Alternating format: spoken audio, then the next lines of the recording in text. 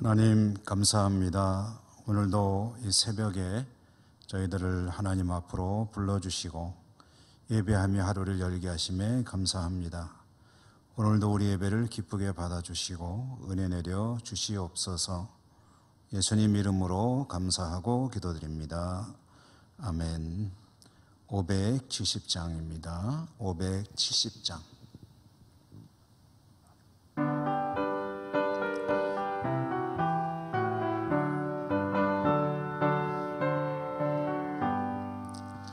주는 너를 기르시는 목자요, 나는 주님의 귀한 어린 양. 푸른 꿀과 맑은 시냇 물가로 나를 늘 인도하여 주신다. 주는 나의 좋은 목자, 나는 그의 어린 양.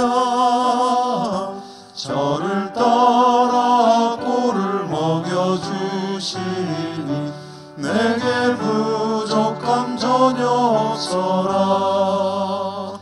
예쁜 새들 노래하는 아침과 너울 비끼는 고운 황혼에 사랑하는 나의 목자 음성이 나를 언제나 불러주신다. 주는 나의 좋은 목자, 나는 그의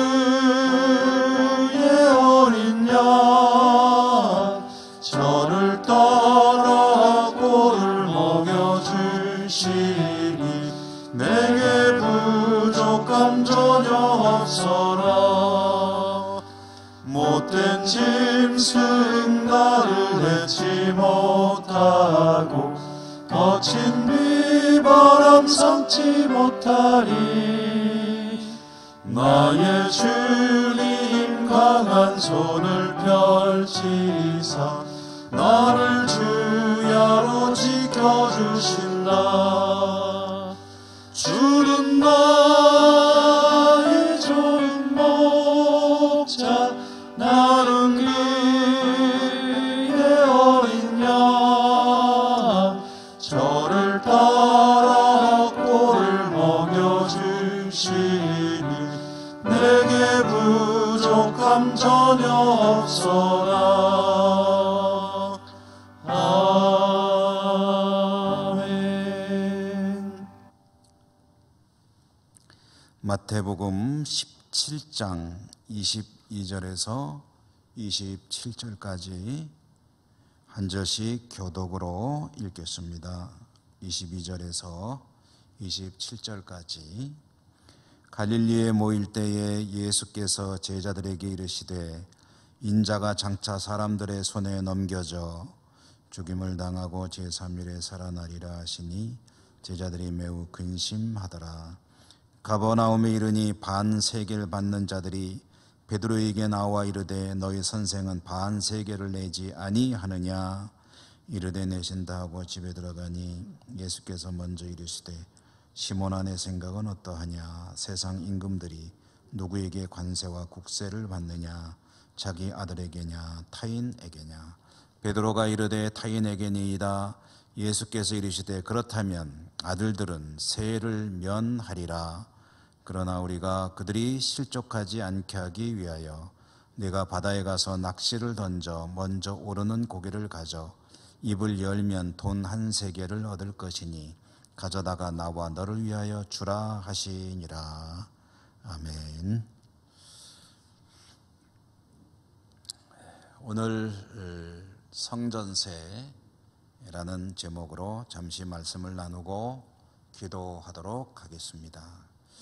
오늘 우리가 읽은 말씀에는 크게 두 가지 내용이 들어있죠. 앞에 나오는 내용은 예수님의 십자가 그리고 이어지는 부활에 관한 예고, 두 번째 마태복음에서는 두 번째 예고를 하시는 그런 장면이고요.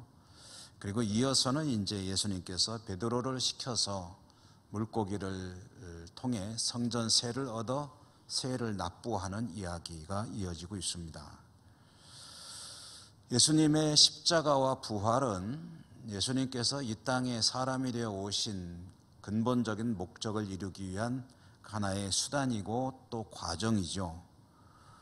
그러므로 주님께서는 제자들에게 이야기를 이제 예고를 계속해서 하시는 건데, 제자들은 주님의 이 말씀을 듣고 근심하고 걱정한다, 슬퍼한다라는 것을 성경에 전해줍니다. 왜 그러느냐?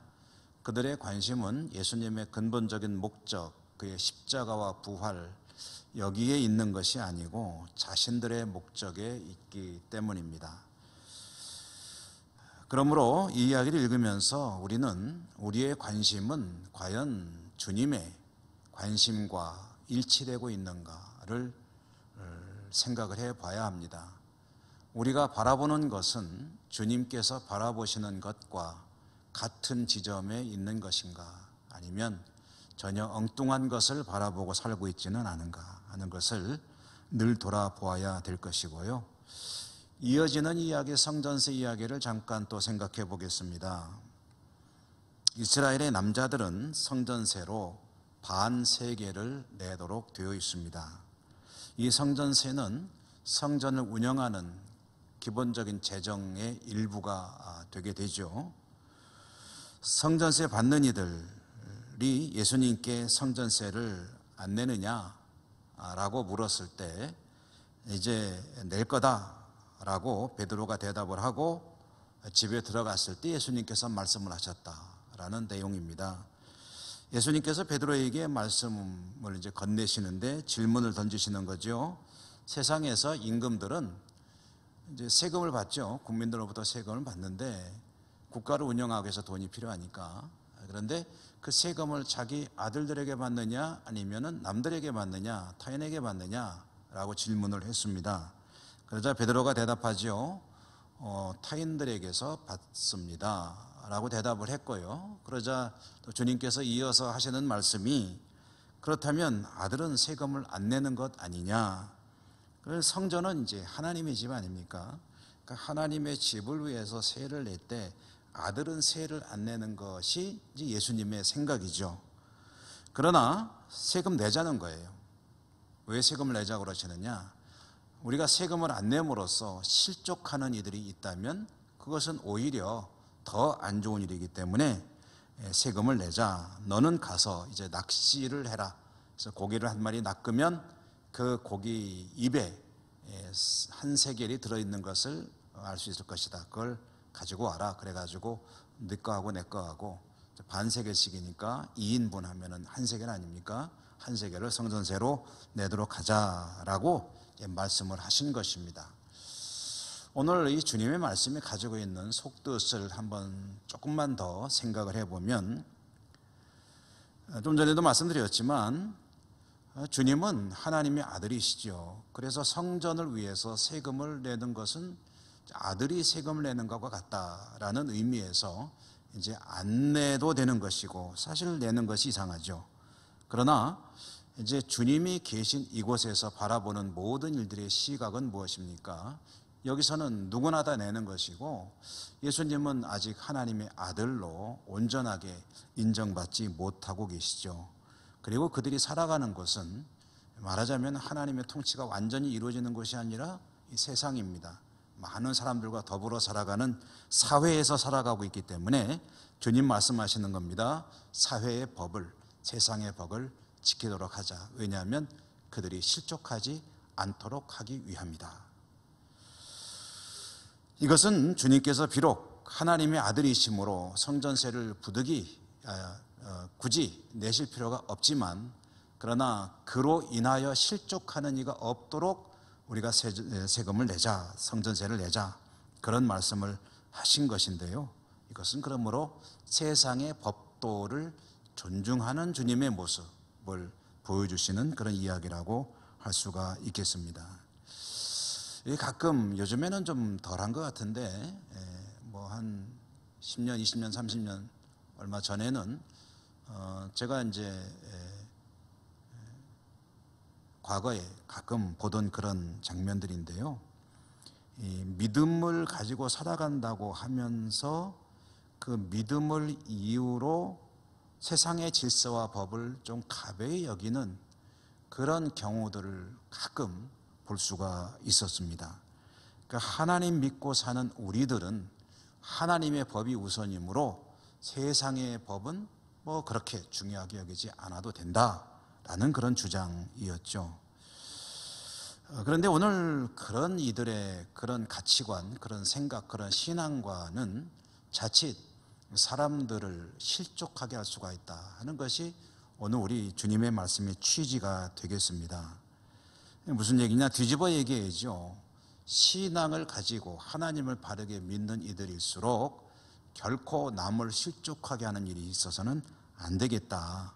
이 사회의 질서라는 차원에서 보게 되면, 일반 국가의 여러 가지 법규들 차원에서 보게 되면 신앙을 가진 이들은 그런 것들을 더 존중하고 잘 지키며 살아야 한다라는 그런 말씀으로 오늘 이 말씀을 우리가 들어야 되겠습니다. 그렇게 들어야 하는 말씀이기도 하고요. 그렇게 살아갈 때 세상에서 믿는 이들의 전도 활동, 그 선교가 가능해진다라는 이야기가 되는 것이죠. 제가 한번 길을 가는데 이제 횡단보도가 이제 있지 않습니까? 신호등 있는 횡단보도에 우회전하는 그 차선에 차가 한 대 서 있는 것을 본 적이 있습니다. 조그마한 승용차가 한 대 서 있었는데 그 차 뒤로는 여러 대의 차들이 이제 그 차가 가기만 기다리고 이제 있었는데 차가 안 가는 거예요. 그래서 왜 안 가느냐고 보니까 그 횡단보도에 파란 불로 보행 신호가 들어와 있기 때문에 건너는 사람은 없었습니다. 그리고 사람이 많이 다니는 곳도 아니었습니다. 그런데 그 차가 계속 서 있는 거예요. 우회전 깜빡이를 켜고. 뒤에 있는 차들은 사람도 없는데 왜 그러고 기다리느냐, 왜 서 있느냐 하고서 빵빵거리고 빨리 가라고 막 그렇게 성화를 대는데도 이 차는 끄떡도 안 하고 그냥 신호를 대기하고 있었습니다. 그러다가 이제 보행 신호가 이제 빨간불로 바뀌게 되니까 차가 비로소 우회전해서 쭉 가는데 그때 제가 왜 그랬는지 궁금하더라고요. 도대체 저 차의 운전자가 누굴까? 그래서 지나가면서 쓱 보니까 그 당시 제가 섬기던 교회 장로님이 그 차를 운전하고 계시더라고요. 제가 속으로 참 장로님이 고지식한 분이기도 하지만 정말 좋다 하는 그런 생각이 들었던 기억이 납니다. 웬만한 배짱이면 뒤에서 빵빵거리면 마지못해서라도 등 떠밀려서라도 바람불이지만 사람도 없으니까 그냥 지나갔을 터인데 그 모습이 오히려 얼마나 좋게 보이는지 지금도 생각이 납니다. 여러분, 우리가 주님을 믿고 살아가는 믿음의 사람들은 하나님의 말씀 그리고 교회 여러 가지 법규들에 순종하고 잘 지켜야 합니다. 그러나 그런 자신의 신앙 때문에 세상의 법규, 사회 질서 이런 것들을 가벼이 여기는 일이 있어서는 결코 안 됩니다. 오히려 신앙의 근본을 훼손시키지 않는 일이라고 한다면 사회 질서를 그와 똑같이 존중하고 오히려 더 존중하고 그러면서 모범 시민으로 살아갈 때 거기에 이제 교회에 대한 존중이 있고 하나님의 이름이 높아지며 전도와 선교가 가능한 그런 상황이 이루어질 수 있을 것입니다. 성도는 교회의 소금이고 교회의 빛이 아니라 세상의 소금이고 세상의 빛이기 때문입니다. 오늘 하루가 여러분 세상에서 하나님의 영광을 그런 의미에서 드러내는 복된 하루가 되시기를 주님 이름으로 축원합니다. 기도하겠습니다. 주님께서 모본을 보이셨습니다.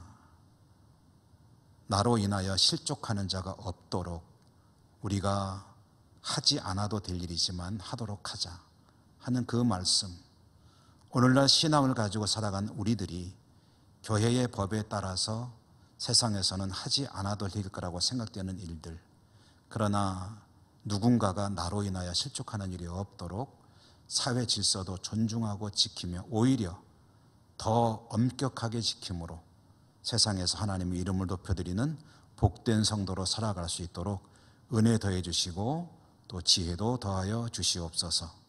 예수님 이름으로 감사하고 기도 올리옵나이다. 아멘. 하늘에 계신 우리 아버지, 아버지 이름을 거룩하게 하시며 아버지의 나라가 오게 하시며 아버지의 뜻이 하늘에서와 같이 땅에서도 이루어지게 하소서.